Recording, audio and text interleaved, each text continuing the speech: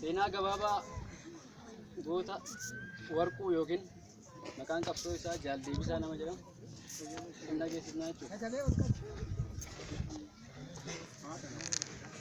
Seenaa gabaabaa goota warquu yookiin maqaan qabsoo isaa Jaal Deebisaa kan ta'e warquun yookiin Jaal Deebisaan bara 1979tti haadha isaa Aadde Uddee Shuumii fi abbaa isaa Hojoraa Ayyuu irraa godina Shawaa Bahaa aanaa Booset ganda Tirii Birreetti Araddaa Goora Bubbeetti dhalate. Warquu yookiin Jaal Deebisaan obboleessa dhiiraa tokkoo fi dubara 4 waliin kan dhalate yoo ta'u, innis maatii isaaf mucaa afuraffaadha. Jaal Deebisaan nama amala gaarii qabu, nama dhaggeeffatu, nama jaalatamaa fi nama biyya isaa jaalatudha. Jaal Deebisaan nama qal'aa sirrii fi ejjeta bareedaa qabudhas.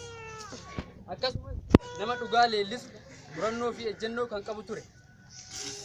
Warquun yookiin Jaal Deebisaan roorroo fi hacuuccaa akkasuma dararama saba isaa irra gahaa ture.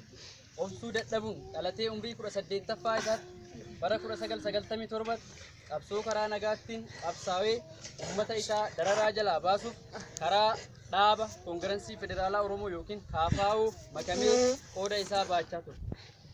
Haa ta'u malee duuti, hidhaan, dararrii fi hacuuccaan sabicha irratti dhumaatii ilmaan Oromoo kan Booranaaf Barreentuu Harreecha Furaa Sadee bara 2009 Bishooftutti mudate kan uummata Oromoo mara madeesse. Jaal Deebisaas gara qabsoo hidhannootti akka galuuf sababa guddaa ta'e.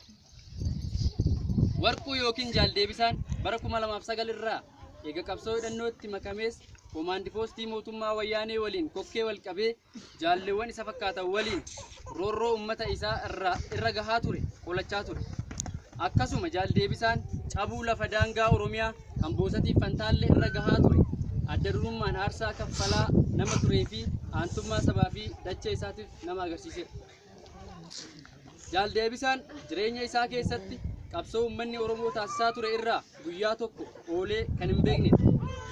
Haa ta'uyyuu malee gaafa guyyaa 7 ji'a 6 bara 2012 akka lakkoofsa biyya kanaatti godina Shawaa Bahaa aanaa Booset magaalaa Warjii yookiin Bofaatti sirna eebba baniinsa waajjira adda bilisummaa Oromoo yookiin ABO bakka hooggantoonni dhaabaa ol'aanoo miseensi gumii sabaa fi bakka uummanni Oromoo bal'aan argamanitti humni mootummaa hidhatee uummataa fi keessummoota irratti rasaasa banee uummata shororkeessee kan arge Jaal Deebisaan birmannaa saba isaa kanaaf osoo ani lubbuun jiru uummanni koo diinaan hin miidhamu jechuudhaan waraana mootummaa waliin kokkee wal qabee lubbuu isaa qaalii deebii hin qabne saba isaaf kennuun wareegamee jira.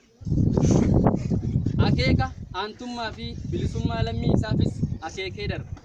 Gootoowwan kaleessaa waan tokko dhaammatan yeroo lubbuu kennuuf dirqama raawwatan qabsaawwan ni kufaa, qabsoon itti fufu, wareegama qofaan bilisummaan dhufu.